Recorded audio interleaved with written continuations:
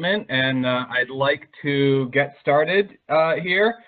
We may have some people joining a little bit late, but in the interest of time and keeping to the schedule, I think we should get started. So I'm going to go ahead and move to the next slide. So just a couple of ground rules and introductions.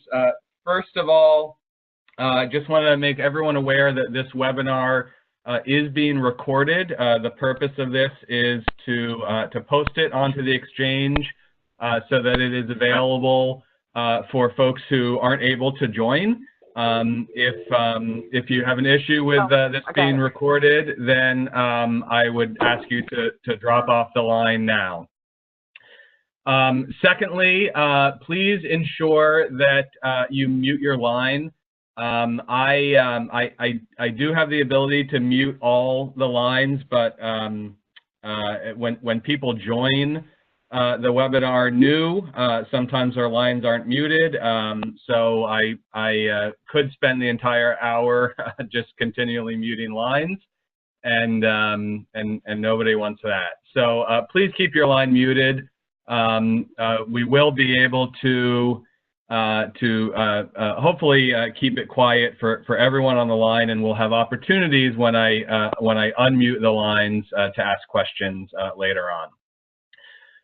Please also ensure that your video or your webcam is turned off. So because we'll be muting the lines, I'd ask you to use the chat window to ask any questions that you have. Like I said, I will unmute the line at times to allow for questions, but if you use the chat window, you can ask your question at any time, and then at the appropriate point, I can verbalize the question so that everyone can hear it, and we can ask about it. Likewise, if you have questions that maybe aren't very easy to be typed into the chat window, you can still use the chat window and just let me know that you have a question so that I can unmute your line and call on you. By the way, I am the host of this webinar. Again, looks like my sound may have cut off just a moment ago. Can folks hear me now? I'll ask Armando and Katie.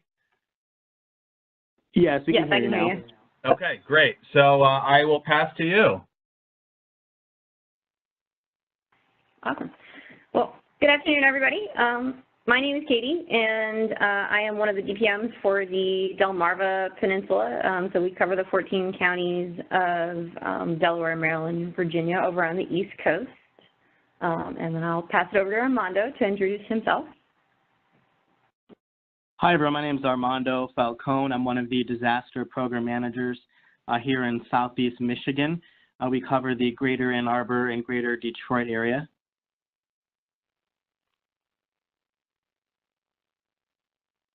Okay. Thanks, Armando. Can we go to the next slide, please? So on our agenda for today, we've done our introductions. We're going to look at some of the objectives of this webinar. We're also going to look at maintaining flexibility as a DPM. And then we're going to go Monday through Saturday, day by day, and talk about the agenda for each of those days. And then we're going to go to a conclusion and questions and discussion if we have time at the end. Next slide. Next slide, please. All right. So the objectives of today's webinar is to provide a hypothetical week in the life of a DPM. Now, we know every week is going to vary, and every week is going to be different from the last. But these slides represent a basic breakdown of the activities and tasks that DPMs often have to do to meet the needs of volunteers and clients on a daily basis. Next slide, please. And flexibility. Flexibility is extremely important in the job as a DPM. Like I said, every week is going to vary for a DPM, and the following week is going to capture where we spend a large portion of our time and effort. And as most of you know who have been DPMs for any length of time, priorities can change very, very quickly. This position presents a unique challenge to DPMs in that you have to be able to shift gears pretty quickly and remain flexible enough to change your tasks as needed to meet the demands of either the public, the disaster at hand, or even emergency management. Now, it's almost impossible to predict what unplanned event might happen or what interruptions you might have during the week, but the week we're about to look at is just an example, so your week doesn't have to look exactly like this. You will see some unplanned events pop up throughout the presentation, and you know, keep in mind that these can be any kinds of events. They don't necessarily have to be the ones that we are presenting. And now I'll pass it over to Armando to kick off the week. Hi, everyone. So we're going to get into kind of what a sample Monday might look like for DPM. So we can just go ahead to the next slide. And this is really going to depend on what kind of support structures you have at your local offices, your local chapters. Some of us program managers have disaster program specialists that work alongside of us. Some of us have AmeriCorps members. So, you know, there's lots of different things that can play in here. So next slide, please. Next slide. So like Katie said, there's no way to really predict, you know, what your week is going to look like. But generally, a good Monday might involve some preparation and planning for the rest of your week, possibly meeting with county emergency and management officials. And some of you may cover very small territories and others may cover dozens of territories. So that in and of itself could take up a lot of time. You might even establish relationships with additional local resources. You know, there's always new nonprofits coming into our areas and different capabilities that are changing. So it's always important to stay up to date on what's going on in your local nonprofit world. And then maybe you might even meet with a casework lead about updating your resource guide. So this is just a sample Monday, and a lot of what affects your Mondays, you know, comes in on the weekend. Sometimes you might get an email from your supervisor, or you may get a couple of emails from some of your volunteer leads that need an urgent meeting, or even something that your AmeriCorps have going on in your office might affect kind of how your Monday starts off. Next slide, please. So in terms of preparation for the week, a good way to start it is just organizing your priorities and what your goals are. So maybe you have a weekly report that you have to submit about your activity that you conducted in your chapter the week before. Maybe it's capturing pillowcase presentations and smoke alarm installs as part of the home fire prevention campaign. Maybe it's submitting timesheets if you supervise AmeriCorps members. But you don't want to take a look at what you have going on and kind of prioritize those out. Identify items or meetings that might need preparation. For instance, maybe you have a presentation scheduled next week where you need to work on your PowerPoint, or maybe you're going to be conducting a shelter simulation and you need to get your cots put together and your classroom set up. So taking a look at things that may take a little bit more time. And then it's also helpful to block off times where you'll be unavailable. Maybe you're going to have a meeting with one of your emergency management partners, or you have to have a one-on-one with a volunteer. So making sure that you keep your calendar up to date and putting in those blocks of times. Next slide, please. One of the important things that DPMs do, or even DPSs do, is meeting with our county emergency management officials. And this could be for a number of different reasons. Sometimes you might have officials in rural communities and others in very heavily populated communities. And they're all going to have different needs. So it could be something of just updating contact information. Maybe you're going to let them know about changes in staffing or different volunteers who are on call next week for DAT calls, or maybe if you're going away for time off, you might want to keep them up to date on who's going to be covering for you while you're away. It could involve a discussion of sheltering plans for the county. Maybe you have an exercise that's coming up and you need to go over kind of the staffing or the agenda for the day. Maybe you're conducting a training with emergency management to talk about apartment fires or hurricane or other large natural disasters, depending what the risks are in your areas. And maybe it's just talking about roles and responsibilities of the Red Cross, social services and emergency management, how you come together and work together during those large disaster relief operations. It's always a good idea to get a better understanding, too, of the risks in your area, and your emergency managers are good resources for that. They know where the vulnerable populations are. They know what the resources are. So if you're really new to a role as a DPM, you definitely want to have a good relationship with your local emergency managers. And we kind of touched on this earlier, but, discuss the possibility of sheltering training or exercises. The more that you can work together with your emergency management officials, the stronger your program is going to be. Katie, are you still on the emergency management slide as well? Yes, I am. Okay. We may have lost Mike, I'm not sure, but I'll keep going and hopefully he can catch up when he gets back in. So another way you can occupy your Mondays with meeting with Department of Social Services. These are really going to have a lot of good resources for your areas as well, particularly for large apartment fires or larger disasters where there are some needs that the Red Cross can't quite meet. So a good thing with Department of Social Services is you can talk about sheltering roles and what type of support that they can initiate for you for those larger disasters. You can involve them in any type of upcoming exercises or drills just to further build that relationship and have a better understanding of what your roles are. And then develop a better understanding of how the Red Cross can better meet the needs of the most vulnerable populations in the community during a disaster. Oftentimes they have sign language interpreters or even different language interpreters. And here in Michigan, for instance, they have state emergency relief, which provides extra funding for disaster clients that is outside of the Red Cross scope. So meeting your Department of Human Services or Social Services is definitely a good thing to do for your recovery caseworkers especially. Next slide, please.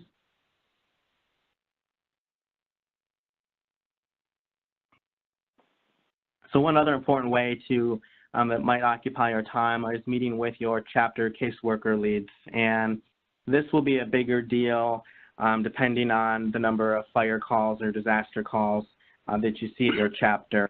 I know some communities that I cover maybe have 1 or 2 calls a month, and other communities, respond to anywhere from 8 to 20 disasters in this one day. So this could be different for many of you, but I'm discussing improvements to existing casework resource guides is a good activity to work on. Maybe you have to call into a regional casework conference call to understand what resources are available at your level, or maybe for those of you that have an integrated care condolence team, getting those committees put together. Identify areas of need and the timeline for improvement of the resource guides. Kind of how I talked about earlier with the nonprofits always changing. So are their capabilities and their what hours they're open and the resources and the funding that they have available as well. So it's important to keep resource guides up to date with the most accurate information.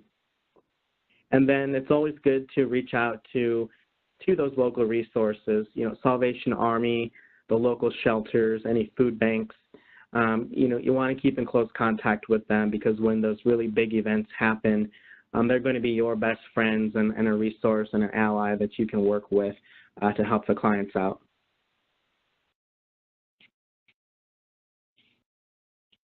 All right, and now we're going to turn it over to Katie to get into a Sample Tuesday.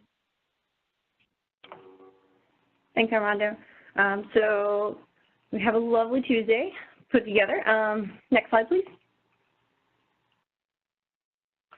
So the overview for this particular Tuesday, we have a meeting with our chapter DAT lead or leads. There's going to be development of a DAT duty officer schedule, and with that also comes RC View Familiarization, and then a conversation with our volunteer services about an area of high need, and then that evening we're having a DCS meeting. Next slide, please. So DAT is an aspect of a DPM's life that can vary greatly depending on your chapter, the time of the year, geography, availability of responders, or whatever else that might be going on at DR. But regular meetings with your DAT leads or development of responders who have the potential to take a lead position are going to be really important to creating a successful team and having a successful DAT responder group. So on this particular Tuesday, you got a meeting with your DAT lead, and you can use this meeting to help you gain a better understanding of the responders in your area, where they're willing to respond to, and their comfort levels. Especially if you're really new in the position, your DAT lead is going to be a really great help to you in gaining a better understanding of who your experienced people are, what areas they cover, who your trainees are. You don't want to be sending people out that, aren't familiar with the system or maybe don't have CAT cards. So these meetings can help prevent some of those kind of hiccups from happening later on. And you can also use this meeting to help build out your daily or weekly schedule for your duty officers and staff backups based on your availability and capability and locations. Like we talked about on Monday, there may be times where you really need your duty officer to take that first call and to help you out if you won't be able to answer the phone during that time. So this is a good time to try to figure those out and try to map out that schedule. And then also determining a regular schedule for your DAT leads to discuss any issues that they're having. You don't want them, continuously having an issue and not know about it. You want to give them the opportunity to talk to you about it and to really give them the opportunity to express their needs and any issues that might be going on. This also might be a good time to familiarize them with the network of health services and disaster mental health services that are available in your area.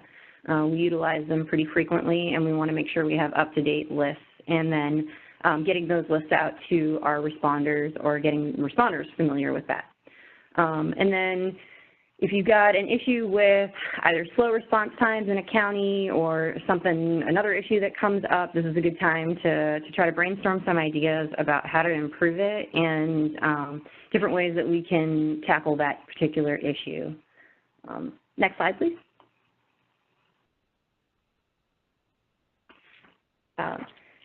So with the development of our schedule that we have with the DAT lead, we can walk them through some of the components of RC View and getting them familiar with that particular system. I know in my area I don't have a lot of really tech-savvy volunteers, so familiarization and sort of one-on-one meetings with them and allowing them to look around in the system is very, very helpful for them, so they're not trying to figure that out when a fire call comes in.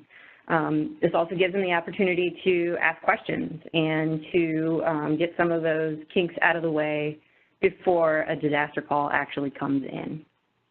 Next slide, please.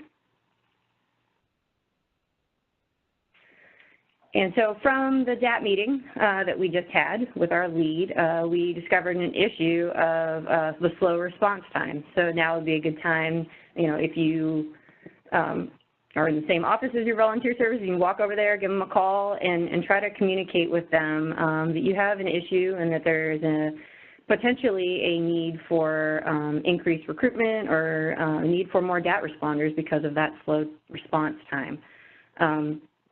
So this can be a quick conversation to schedule out a more in-depth look at what's going on and start brainstorming some ideas about how we're going to fix that.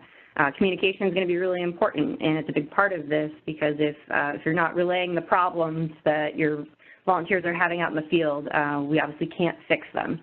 And depending upon how much time you have, you can brainstorm that idea right then, or you can do it later on and start looking at some recruitment ideas through maybe faith-based organizations, partnerships, or local resources that you might have to help with that slow response time. Next slide, please. And so this Tuesday evening, there is a disaster cycle services meeting that we have with the volunteers.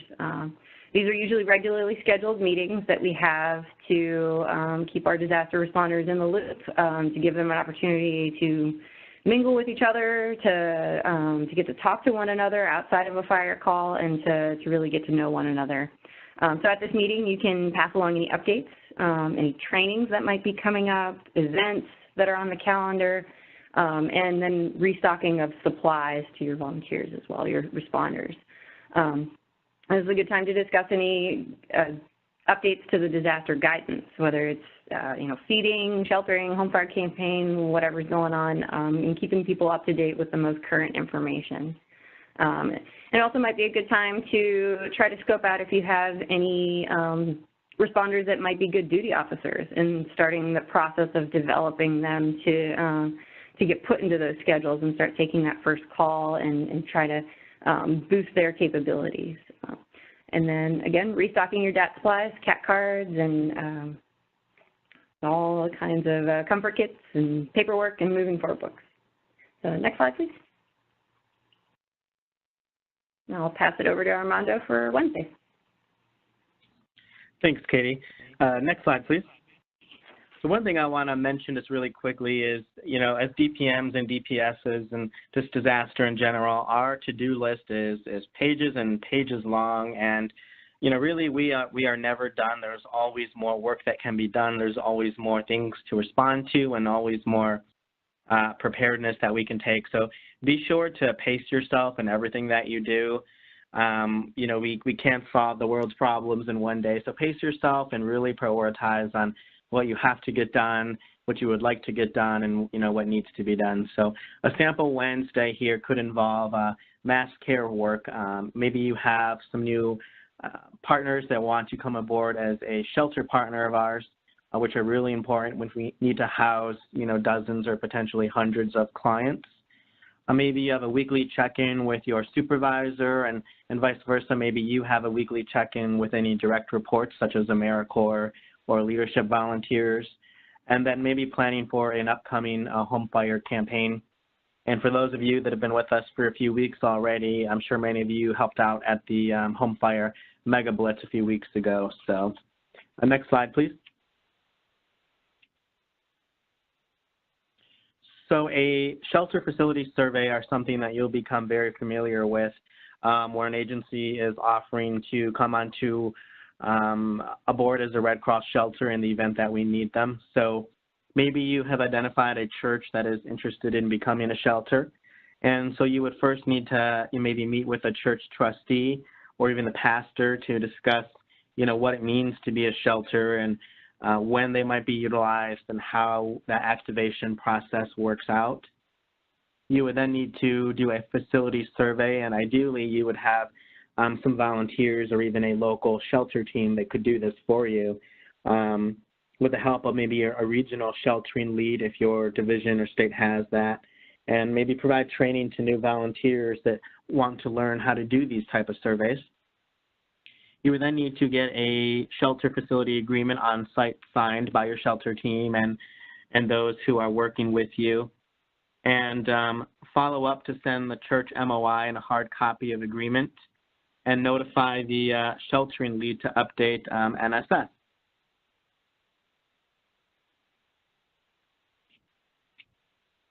Next slide, please.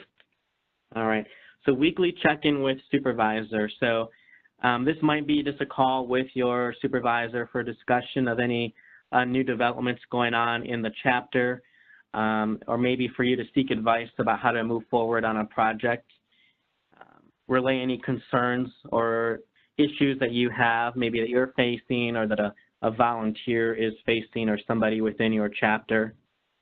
And you want to utilize this conversation to learn about best practices and guidance moving forward. I think it's really important to have these conversations with your supervisors. We're all so busy, so if you do have a weekly check-in scheduled, take advantage of it and get the information and guidance and development that you need. Next slide, please. And then maybe you have an unplanned event that happens during your week that kind of throws you off track a bit. And the thing with this is you just never know when these are going to happen, and you may even have multiples of these in one day. But this unplanned event that we're going to slip in here is a notification of a fire or a DAT call, where you'd want to make sure that you're utilizing RC View and the volunteer connection to help you find which of your DAT members are available to respond. And it's really helpful to know who your responders are and when they can respond. You know, is it a daytime call? Is it an evening call? Do you have some newer volunteers that maybe still need to go out with a veteran or experienced DAT responder? And then calling those responders and dispatching them to the fire. And then what comes after that, you know, the CAT card activation and the recovery casework. So luckily this is a smaller unplanned event, but they can certainly throw your day off. Next slide, please. All right, so you've gotten the DAT call taken care of, and you've got a team out there going, and you have a dispatcher and all that lined up. So now you can get back to your agenda for the day, and maybe it's planning for an upcoming home fire campaign event. So this might involve preparing all of the materials that you're going to need for the event. You know, do you have all of the smoke detectors, all of the ladders, clipboards with all of the preparedness documentation, safety goggles, and are the drills fully charged, all of these pieces.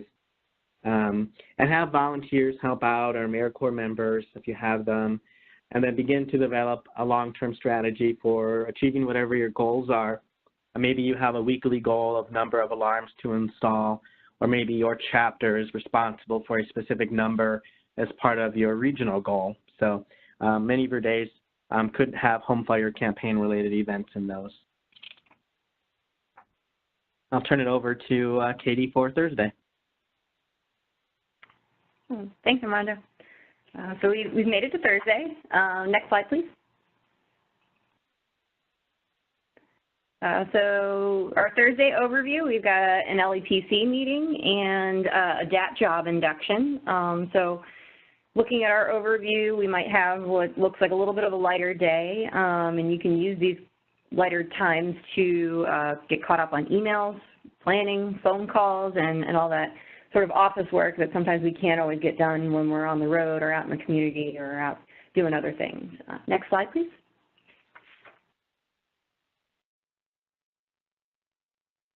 So we have a local emergency planning committee meeting, and maybe at this particular meeting, we're discussing a new railway that's in the community that's going to be transporting some hazardous materials or chemicals. So our LEPCs were originally intended to discuss these hazmat planning and response, but many of them have evolved to encompass a more all hazards approach. So I know in my area, they've become a great opportunity to get to know your local emergency management, get to talk to them, get to actually, you know, interact and learn what agencies are available in your area. And it's also a good time to discuss any emergency plans, any upcoming exercises, any upcoming events, or you know, things that might be going on in the community that you could get involved with or that you have a role in. And then in some counties, I know we do a roundtable discussion, and this is a great opportunity for each agency to kind of report out about things that they're doing locally or any updates. So I know we like to report out about any smoke alarm installations we have, events, pillowcase projects, or fire responses to help grow awareness of what we do and possibly get them involved as well and grow interest in the program to help build that network and help build up these different programs. Next slide, please. Okay, so after our LEPT, we've got a job induction with a new volunteer. So sometimes you may do job inductions in groups. In our area, sometimes we have to do them one-on-one just because we don't always have a group of people together. But either way you do it, it's got to get done. So these job inductions are great to get your people familiar with the RC View dispatch process. I mean, obviously you're going to be going over everything that they need to know as a responder, but I also like to throw in the RC View and dispatch process to get them introduced to these systems early in hopes that we may be able to develop them later on to become duty officers. And we obviously want to set them up for success and provide our volunteer with all of the needed materials and supplies that they're going to have for the next response. Next slide, please.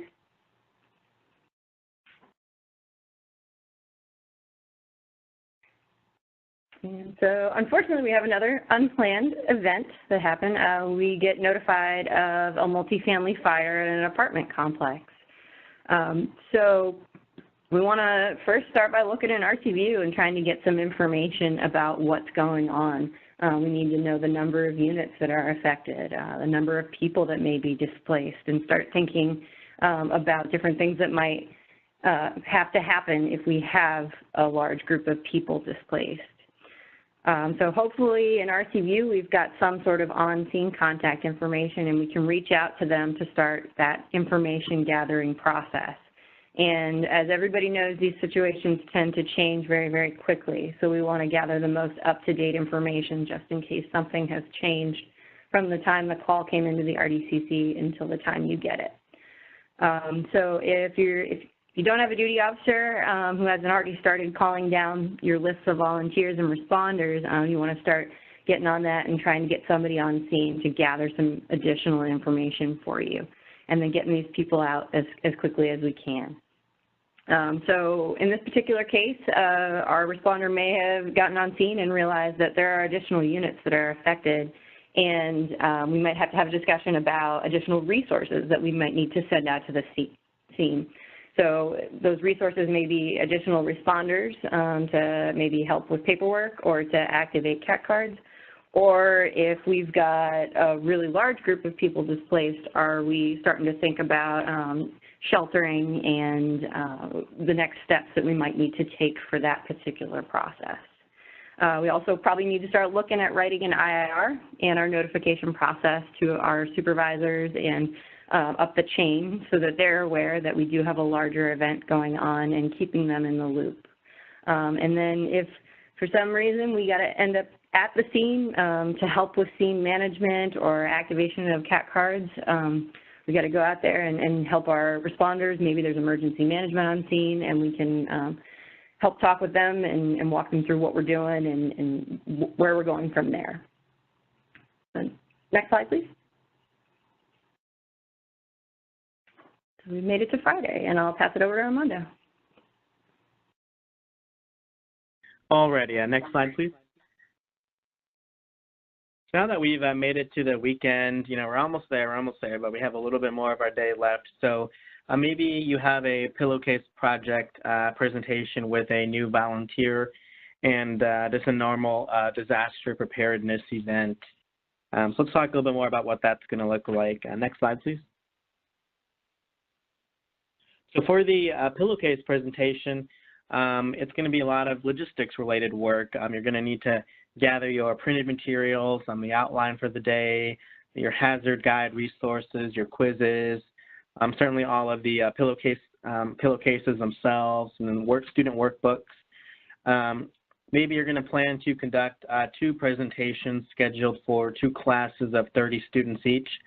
And then at the end of that presentation, you're going to collect the quizzes that the students have completed and have your new volunteer or the new trainee help with accounting and inventory update after the presentation. You want to make sure that you report your numbers so that your chapter, your office gets credit for the presentation, and it gets you closer to whatever your chapter or your regional goal might be for Pillowcase students reached. And then, of course, send a report to your Pillowcase lead in the region if you have one. Next slide, please. And then say you have another disaster preparedness event going on. And this is a good example because we actually have one going on in my chapter here this weekend that some of my AmeriCorps members were working on this morning, lining up an IRV driver and the volunteers who are going to staff it. But so you would need to make sure you have volunteers, preferably 2, so that no volunteer is alone, and make sure that they have all of the needed materials and they have a vehicle reserved and are eligible to drive the Red Cross vehicle. Encourage them to reach out to other community organizations at the event. You never know what potential partnerships might be out there waiting to be formed, and help build awareness just about the Red Cross on the local level with residents that are going to come to maybe your booth if that's what you have, and get information about your local chapter. And the big thing with preparedness events is handing out that critical preparedness materials and information about how to sign up to volunteer, and making sure you have that stuff ready to go, printed, and it meets brand standards is really important. And we'll get into Saturday with Katie. Oh, thanks. Next slide, please. So on this particular Saturday, we've got a home fire campaign. You know, these are typically done, you know, once a month or however frequently you do them. But I know typically home fire campaigns are happening on Saturdays. People are home. We can really get into people's houses and put those smoke alarms up because of the Saturday. So next slide, please. So we're going to be conducting our door-to-door installation of the smoke alarms, and hopefully, you know, long before this event has actually happened, you've identified some high areas of need and partnered with your local fire department. You've had some meetings with them to help plan the event, plan out the streets that you want to hit, and had a plan for the number of volunteers that are going to show up. And do you have fire department that's going to show up? Are they going to drive a truck around? Are they going to help with food? So having all of these logistics in place before the event happens are going to help you have a successful event. And then after you've you know, covered all your streets and you've gotten up as much alarms as you can, talking to the fire department and seeing how we want to handle the follow-up appointments. Do we want to leave smoke alarms with the fire department? Do we want to partner to help with these follow-up appointments? And how we want to manage that particular aspect of the smoke alarm program. Next slide, please. And so we've made it to Sunday. Next slide, please. So Sunday's our day of rest. Of course, unless there is some sort of unplanned event, like a fire or something else that's going on. Hopefully we have a good network of duty officers or leads that can help us kind of front some of these calls on our weekends. But, you know, we always have to be ready as program managers and make sure that we're providing that support to our volunteers. Next slide, please. And I'll pass it over to Armando for the conclusion.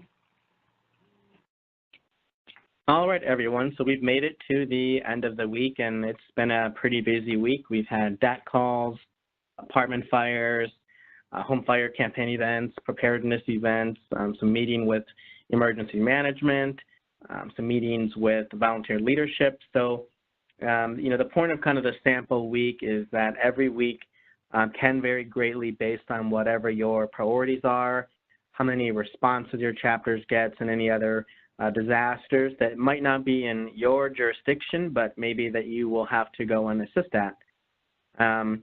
The key to everything that we do is building that volunteer leadership, making sure that you're delegating smaller tasks, and that's going to help you focus on the bigger picture and some of those longer-term projects. It's just, I can't stress enough how important it is to involve volunteers in everything that you do and make sure that you're building those volunteer leaders so that they can take on some of those projects as well.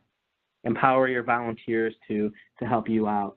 And then management of expectations and knowing limitations. That's going to help you make achieving your goals more realistic. So kind of what I was talking about earlier, you know, really prioritizing, maybe mapping out your year of certain projects that you want to work on. Maybe it's a volunteer recruitment, or maybe you want to recruit more recovery caseworkers. Maybe you're just aiming to do an overhaul of your DAT room where all of your DAT supplies are stored. So kind of plan out your weeks, plan out your months, plan out your year if you can. So that way you can stay focused on what it is that you really need to be working on today and what can maybe wait till next week or another month. And then lastly, utilize partnerships as well as volunteer leads to move forward in projects and achieve your goals. The better that you can get ingrained into your local community, the more you can work closely with, you know, Salvation Army, emergency management, your local United Way, or any other, you know, fire departments, your local police departments. We have really good luck with working with all those partners here in the jurisdiction that I cover, and oftentimes they have things that they can contribute to your programs, and they can, you know, oftentimes are really looking forward to partnering with you for preparedness events and training and exercises. So definitely reach out and, you know, get out into the community, and you're going to do some really great things. Next slide, please. So I just want to go over kind of some questions here just to kind of ask yourself, and then we'll open it up to questions. But just kind of think about these questions in relation to your chapter, your office. You know, what are some other tasks that are typical in your week? We just gave kind of a sample week, and there's so much more that, you know, can occupy your time. So just think about some of those other tasks. What happens when you deploy or take time off? Do you have a deputy disaster program manager or a volunteer counterpart that can cover for you? And do you have that schedule kind of done in advance? Do you maybe plan out your paid time off? You know, what happens and other written policies and procedures the volunteers can follow while you're away? What resources are available to help you manage their competing priorities? You know, do you have any kind of statewide or regional shared staff that can help you with training projects or with logistics or inventory projects? Can any local partners assist with some of the stuff that you're working on? And then lastly, you know, how can you maintain a healthy work-life balance? You know, many times we put in over the 40 standard hours. And so making sure that you keep that balance as much as you can, you know, working with your regional disaster officer to schedule time off, or if you have a lot of events in the evening or on the weekends, you know, possibly flexing, you know, cutting out a little bit early one day, or, you know, vice versa, depending on what your schedule is that week. And then how can you help your peers and newer DPMs that are in your area? You know, DPMs love helping DPMs out. So if you need help or guidance, you know, ask a fellow coworker, and then, you know, certainly return the favor. If you have a new DPM or a DPS in your area, you know, how can you help them? You know, what were the things that kind of were unclear to you or were kind of blurry to you when you first started in your role? And, you know, return the favor. So I guess I'll turn it over to Mike, and if you have any questions. Yeah, thanks Armando and Katie. That was wonderful. And what I'm going to do now is let's give a few moments. If there are any questions, I'd like folks to type them into the chat window. You can either do it publicly to everyone or just send it to me, and I can read the question. After we give a little bit of time for that, then we can open up the lines and see if anyone has any questions on the phone. But I'd like to start with a chat window as it's much easier to field questions that way. So I'm going to pause for a moment, and we'll see if anyone has any questions on the chat window. Thank you.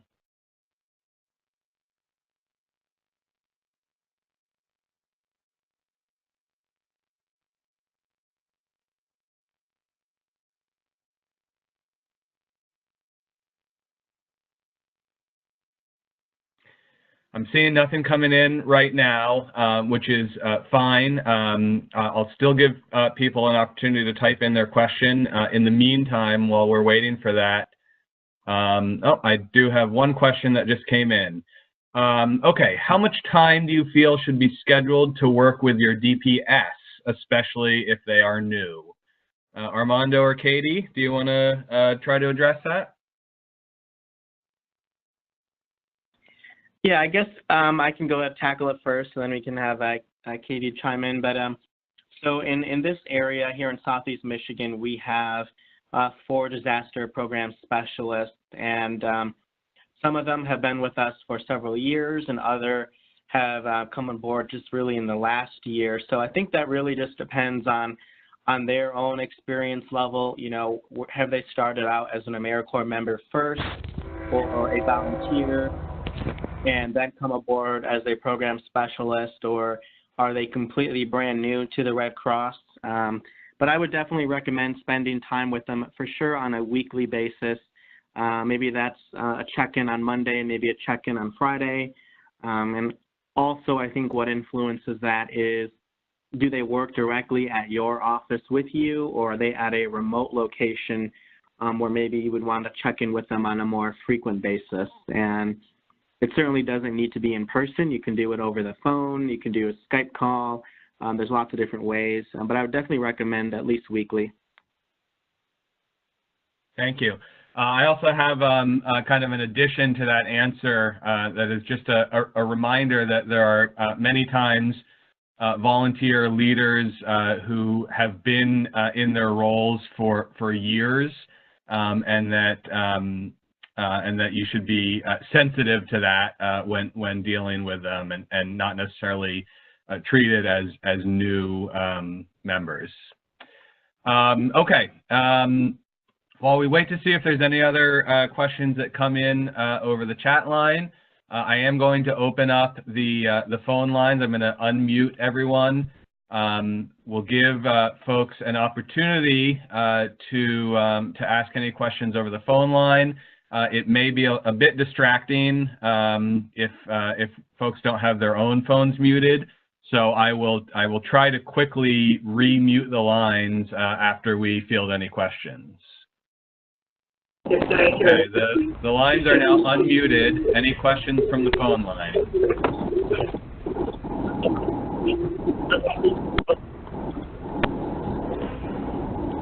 Hi, this is Christy out of Iowa. Hi, Christy, go ahead. Hi. So we talked about having disaster meetings with our volunteers.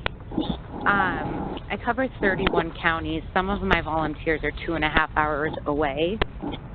And I've thought of different ways to engage them on regular meetings so that they can feel involved and get some of that up-to-date information, not via email.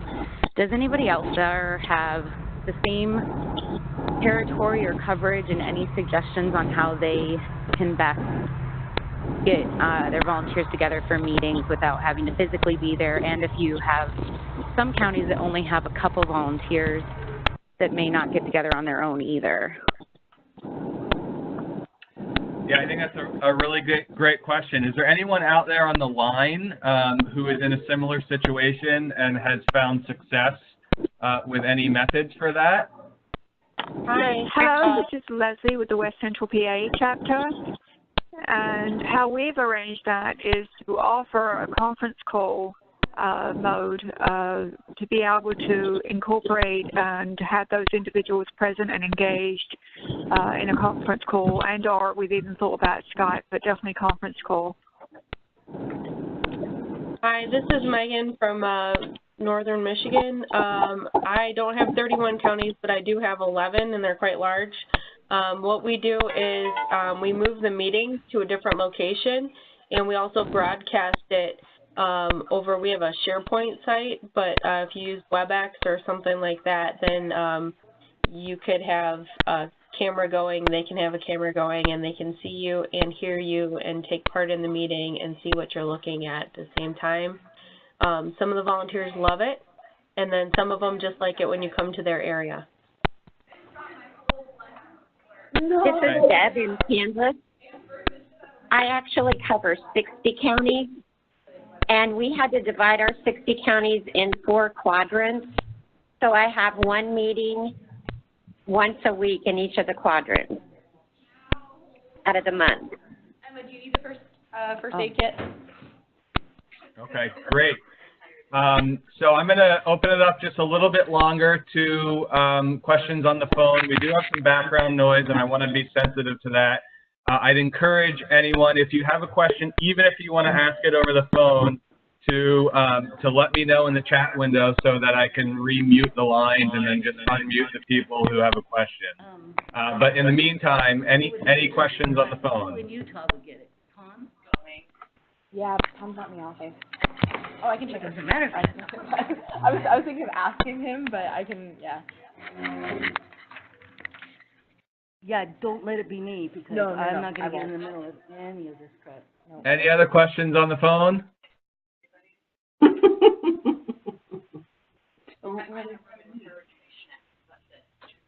Okay, I'm going to remute all of the lines. And I just want to say thank you so much to Armando and Katie for their time and their expertise that they brought. you guys also be aware that Katie was on the solutions team that helped develop the entire webinar series that we released last month. So thanks so much to Armando and Katie. That was really valuable, and I hope that you all took something out of it. Just a reminder, this WebEx will be posted, the recorded version of this will be posted on the Exchange, on the Region and Chapter Program Leadership Toolkit. So look for that if you missed anything, or if you know of somebody who was unable to attend, for them to be able to view it. Other than that, I hope that everyone will join us next month for the next in the DPM webinar series. And I want to thank everyone for your time, and have a wonderful day. Take care.